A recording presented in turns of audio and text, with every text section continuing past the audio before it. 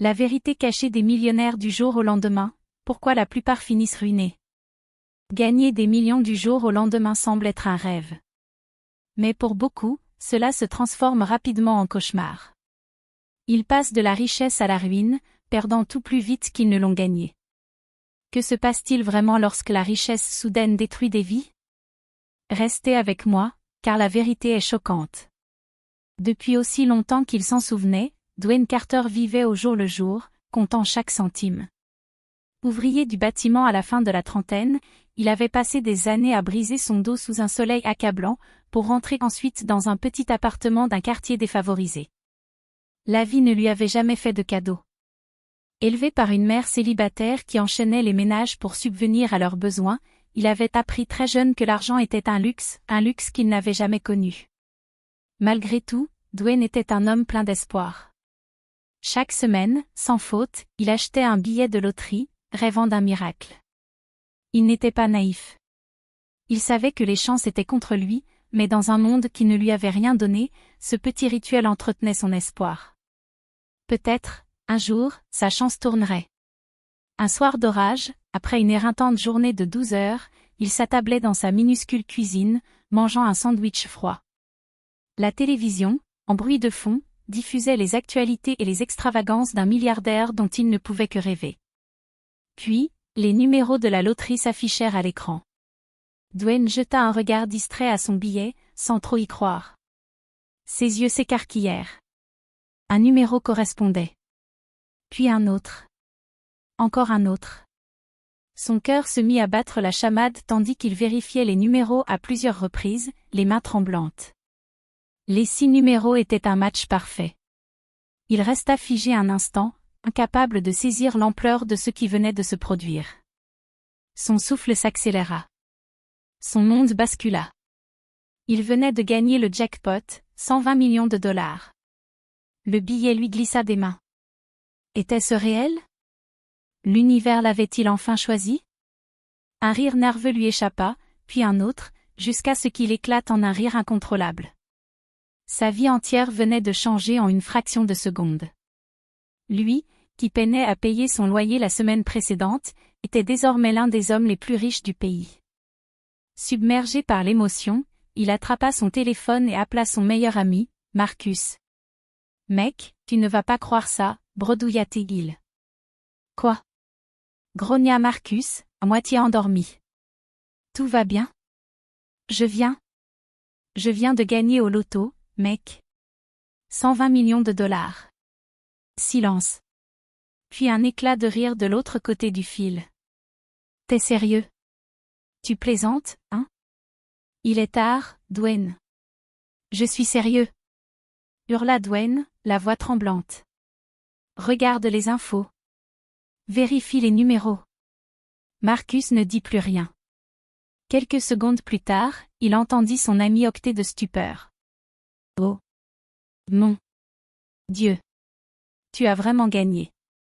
La réalité commença à s'ancrer. Dwayne Carter, l'ouvrier fauché, était désormais multimillionnaire. Le lendemain matin, la nouvelle se répandit comme une traînée de poudre. Amis, collègues, parents éloignés, tout le monde appelait, envoyait des messages, ou débarquait à sa porte, soudainement désireux de renouer contact. Dwayne avait toujours imaginé ce moment, quitter son travail, offrir une maison à sa mère, voyager à travers le monde. Et maintenant, avec un compte en banque débordant de millions, il avait le pouvoir de réaliser ses rêves. Ce qu'il ignorait, c'est que cette richesse soudaine allait aussi le mettre face à l'épreuve la plus difficile de sa vie. Dwayne commença à vendre ses biens juste pour survivre, sa deuxième villa, sa Rolls-Royce, même ses bijoux sur mesure. Mais peu importe ce qu'il vendait, ce n'était jamais suffisant. Puis, une nuit, l'électricité de son pantouse fut coupée. Au début, il pensa à une erreur. Mais lorsqu'il appela la compagnie d'électricité, la réponse le foudroya. « Monsieur, votre facture n'a pas été payée depuis 3 mois. » Dwayne resta figé. Pour la première fois depuis qu'il avait gagné au loto, il ressentit une émotion qu'il n'avait plus connue depuis longtemps. La peur. Il vérifia son compte bancaire. Le chiffre qui s'afficha lui donna un vertige. Seulement 1,2 million de dollars restants. Le même compte qui, autrefois, affichait 120 millions. Disparu. Et, pour la première fois, il comprit que son rêve était en train de s'effondrer. Dwayne pensait avoir du temps. Oui, l'argent s'évaporait vite. Oui, il avait perdu des millions dans de mauvais investissements. Mais il lui restait encore un peu, il pouvait se reprendre en main. Ou du moins, c'est ce qu'il croyait. Les ennuis judiciaires empirèrent. Un matin, alors qu'il parcourait les réseaux sociaux, un gros titre s'afficha. Un ancien gagnant du loto poursuivi pour fraude, ses ex-associés témoignent. Son téléphone vibra sans arrêt. Les journalistes réclamaient des déclarations. D'anciens amis l'accusaient publiquement d'escroquerie. Puis arriva la lettre de la banque. Ses paiements hypothécaires étaient en retard. S'il ne payait pas bientôt, sa maison serait saisie. Sa maison, celle où il avait organisé des fêtes à plusieurs millions de dollars, était sur le point de lui être enlevée. Dwayne tenta de rester calme, mais l'angoisse le rongeait. Ses nuits devinrent agitées. Ses journées, remplies d'anxiété. Alors, il chercha des distractions. Le jeu.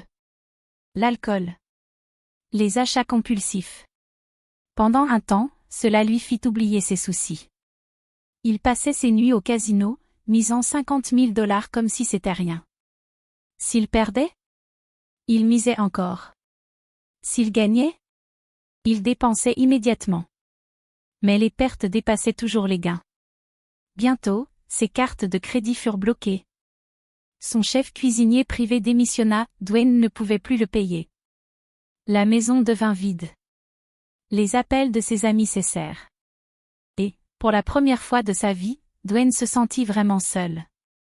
Dwayne avait toujours su que l'argent attirait les gens. Mais il ne s'attendait pas à ce qu'il se retourne contre lui aussi vite. Le premier coup de poignard vint de sa propre famille. Son cousin Marcus, qui lui avait déjà soutiré des milliers de dollars, porta plainte contre lui. Dwayne m'avait promis une part de ses gains, déclara-t-il au journaliste. Il ne m'a jamais donné ma part. Dwayne n'en croyait pas ses oreilles. Marcus avait déjà profité de son argent. Et maintenant? Il en voulait encore plus. Puis, Vanessa réapparut. Après des mois de silence, elle l'appela. « J'ai fait une erreur en partant », murmura-t-elle. « Réparons ça. » Dwayne voulait la croire. Ils se retrouvèrent dans un restaurant chic, l'un des rares luxes qu'il lui restait. Pendant le dîner, elle glissa une enveloppe sur la table. « Qu'est-ce que c'est ?» demanda-t-il. « Un petit projet d'investissement », répondit-elle avec un sourire. Dwayne ouvrit l'enveloppe. À l'intérieur, un contrat, Vanessa voulait qu'il finance une nouvelle entreprise. Elle n'était pas revenue pour lui. Elle était revenue pour son dernier argent. Dwayne se leva sans un mot. Il quitta le restaurant, réalisant que tout le monde l'avait utilisé. Même son conseiller financier, l'homme en qui il avait le plus confiance, avait fait des transactions secrètes dans son dos. Des millions volés. Dwayne voulait se battre. Mais comment? Il n'avait plus d'argent. Plus d'options. Plus de temps. Le coup de grâce arriva un soir glacial. Dwayne avait dépensé ses derniers dollars en frais d'avocat. Sa maison? Partie.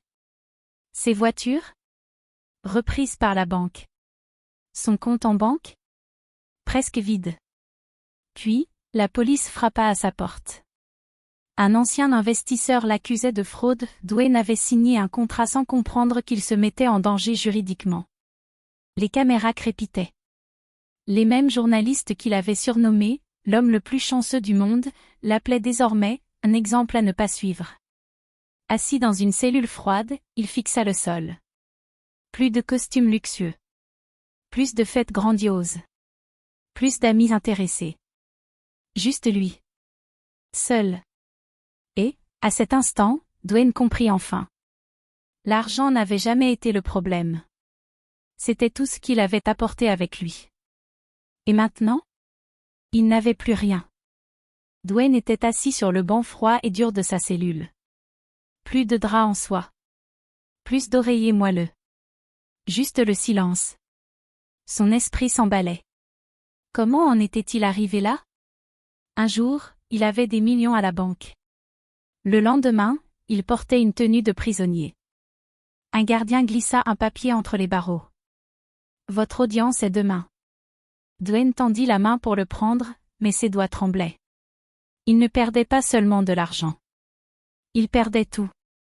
Son avocat l'avait déjà prévenu, s'il était reconnu coupable, il risquait des années derrière les barreaux. Son cœur battait à tout rompre. Il pensa aux faux amis qu'il avait ruinés. Il pensa à Marcus, à Vanessa, aux conseillers qu'il avait trahis. Il pensa à sa mère, qu'il avait supplié d'être prudent. Et surtout, il pensa à lui-même. Parce qu'au fond, il le savait. Il s'était détruit tout seul. Ses dépenses insensées. Son addiction au jeu. Sa confiance aveugle envers les mauvaises personnes. Ce n'était pas l'argent qui avait gâché sa vie. C'était lui. Cette nuit-là, allongé sur le sol glacé, fixant le plafond, quelque chose se brisa en lui. Il refusait d'être juste un autre, perdant du loto. S'il sortait un jour d'ici, il changerait. Mais était-il déjà trop tard? Dwayne fut libéré sous caution. Mais il n'avait plus rien. Plus de maison. Plus de voiture. Plus de compte en banque. Juste une vieille valise remplie de vêtements usés. N'ayant nulle part où aller, il se retrouva devant une maison qu'il connaissait bien. Celle de sa mère. Il n'y était pas venu depuis des années. Depuis le jour où il avait emménagé dans son immense villa et cessé d'appeler. Il prit une profonde inspiration et frappa à la porte. Quand sa mère ouvrit, elle se figea. Elle vit l'homme devant elle, ni millionnaire, ni célébrité. Juste son fils. Et pour la première fois depuis longtemps, Dwayne craqua. Il s'excusa. Pour l'avoir ignoré. Pour avoir préféré l'argent à sa famille. Pour s'être perdu. Elle l'écouta sans l'interrompre. Et quand il eut fini, elle se contenta de dire. Tu as oublié d'où tu venais. Ces paroles lui brûlèrent le cœur. Mais elles étaient vraies. Ce soir-là, autour d'un simple repas fait maison, elle lui parla d'un vieil ami, Monsieur Carter, un conseiller financier à la retraite. Va le voir, lui dit-elle. Si tu veux vraiment changer, commence par là. Dwayne hésita. Pouvait-il vraiment tout recommencer? Pouvait-il reconstruire sa vie à partir de rien? Il n'y avait qu'un seul moyen de le savoir. Monsieur Carter n'avait rien à voir avec les anciens conseillers de Dwayne. Pas de costume hors de prix. Pas de belles paroles. Juste de la sagesse et de l'honnêteté. Et la première chose qu'il lui dit? Tu n'as jamais été riche. Tu ne faisais que dépenser comme un riche. Dwayne resta silencieux. Il voulut protester. Mais au fond, il savait que Carter avait raison. Alors, il écouta. Et peu à peu, il apprit. Comment gérer son argent. Comment investir intelligemment. Comment dire non aux gens qui ne voyaient en lui qu'un porte-monnaie. Chaque jour, il se reconstruisait. Il accepta de petits boulots dans un centre communautaire, en tant que bénévole pour des programmes d'éducation financière. Il coupa les ponts avec les mauvaises personnes. Marcus l'appela, demandant de l'aide. Il ignora l'appel. Vanessa envoya un message, prétendant s'inquiéter pour lui. Il le supprima. Cette fois, il choisissait sa propre vie. Mais juste au moment où il pensait que tout allait mieux. Une lettre arriva. Son audience finale approchait. S'il perdait, il irait en prison. Et d'un coup, le poids de son passé s'abattit sur lui. Serait-il enfin libre? Ou ses erreurs le hanteraient-elles pour toujours? Dwayne était assis dans la salle d'audience, les mains jointes. L'air était lourd de tension. Il avait passé des mois à se reconstruire, à tenter de réparer les dégâts. Mais était-ce suffisant? La juge feuilleta les documents devant elle. Monsieur Carter, commença-t-elle d'une voix posée, votre mauvaise gestion financière a laissé derrière vous des dettes et des procès. Cependant, Dwayne retint son souffle. Le tribunal reconnaît vos efforts pour rectifier vos erreurs. Un silence. Votre peine sera réduite à des travaux d'intérêt général et à un remboursement des dettes. Pas de prison, à une condition. Le cœur de Dwayne s'emballa. Vous devrez enseigner la responsabilité financière à ceux qui, comme vous autrefois, n'ont jamais appris à gérer une soudaine richesse. Il expira profondément. C'était son moment. Allait-il choisir la facilité, disparaître, tout recommencer sans regarder en arrière? Ou assumer ses erreurs et en faire quelque chose de bien? Il balaya la salle du regard. Sa mère était assise au premier rang, l'espoir brillant dans ses yeux. Monsieur Carter hocha légèrement la tête en guise d'approbation. Dwayne se leva. J'accepte. Un murmure parcourut la salle. Son passé ne le définirait pas. Cette fois, il choisissait la sagesse plutôt que la richesse. Les mois passèrent. Dwayne tint sa promesse. Au lieu de courir après le luxe, il passa ses journées à enseigner la gestion financière. Il intervint dans des centres pour jeunes, des universités, même des prisons, des lieux remplis de gens qui avaient cru au rêve de l'argent facile. Il leur dit la vérité. Que la richesse sans connaissance était une malédiction. Que la fortune soudaine, sans discipline, détruisait des vies. Que l'argent n'était pas mauvais, mais que l'avidité aveugle l'était. Les gens l'écoutaient. Parce qu'il n'était pas un simple expert en costume. Il était la preuve vivante de ce qui arrivait quand on laissait l'argent nous contrôler. Il aida des gagnants de loterie, de jeunes sportifs, des entrepreneurs en difficulté. Il transforma sa douleur en mission. Mais le plus grand changement? Il ne recherchait plus la richesse. Il recherchait la paix. Et pour la première fois depuis des années, il l'avait trouvée. Un soir, Dwayne passa devant une concession de voitures de luxe. À l'intérieur, un jeune homme, 20 ans à peine, admirait une voiture de sport brillante. Dwayne vit l'éclat dans son regard. Cette même faim. Cette même illusion que l'argent pouvait tout résoudre. Il s'approcha. « Tu comptes acheter ?» demanda Dwayne. Le jeune homme se tourna, souriant. « Je viens de faire fortune en crypto. Je pense me faire plaisir. » Dwayne esquissa un léger sourire en hochant la tête. « J'ai acheté une voiture comme ça, moi aussi. » Le jeune haussa un sourcil. « Ah ouais ?» Le sourire de Dwayne s'effaça.